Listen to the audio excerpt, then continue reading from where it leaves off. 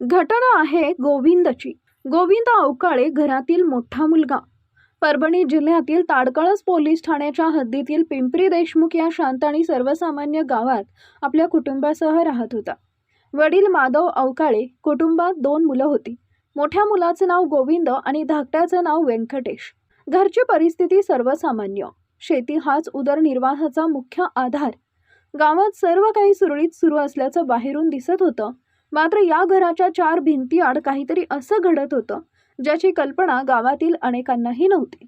काही महिन्यांपूर्वी घेतलेल्या एका निर्णयानं या कुटुंबातील नात्यांमध्ये मोठी दरी निर्माण झाली होती. गोविंदने स्वतःच्या जातीतील एका तरुणीवर प्रेम केलं होतं.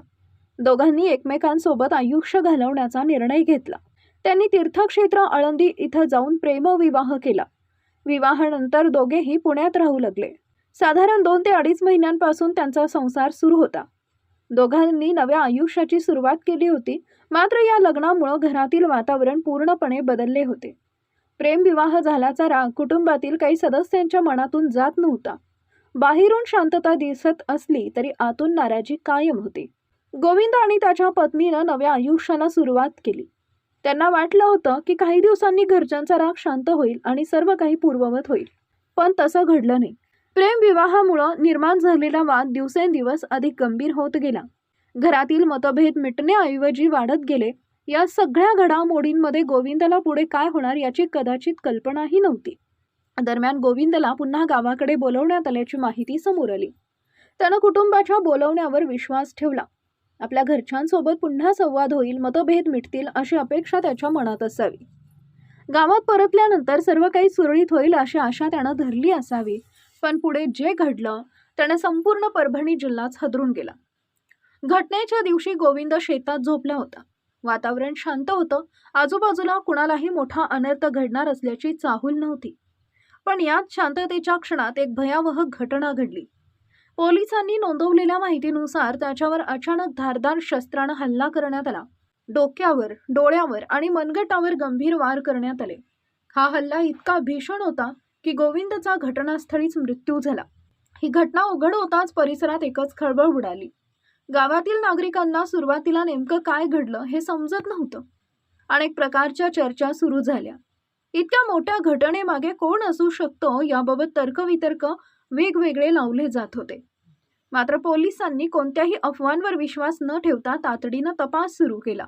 घटनेची माहिती मिळताच ताडकळस पोलीस ठाण्याचे सहाय्यक पोलीस निरीक्षक कपिल शेळके, उपनिरीक्षक गजानन काठेवाड तसेच शिवकांत नागरगोजे, अप्पाराव वराडे, अतुल टेहरे, संदीप साळवे आणि इतर अधिकारी घटनास्थळी पोहोचले. त्यांनी पंचनामा केला, पुरावे गोळे केले आणि संपूर्ण परिसराची पाहणी सुरू केली.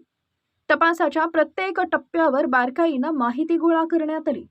तपास जसं पुढे सरकत गेला तसं धक्कादायक वास्तव समोर येऊ लागलं. या हत्येच्या मागे कोणताही बाहेरील व्यक्ती नसून संशयाची सुई थेट मागील घरातील रस्त्याकडे वळली. हे समोर येताच तपासाला वेग आला. पोलिसांनी कुटुंबातील सदस्यांची चौकशी सुरू केली आणि प्रत्येक बाब पडताळून पाहिली. पोलीस तपासात समोर आलेल्या माहितीनुसार गोविंदचा प्रेमविवाह आणि घरात सुरू असलेले मतभेद यामुळे आरोपींमध्ये तीव्र नाराजी होती.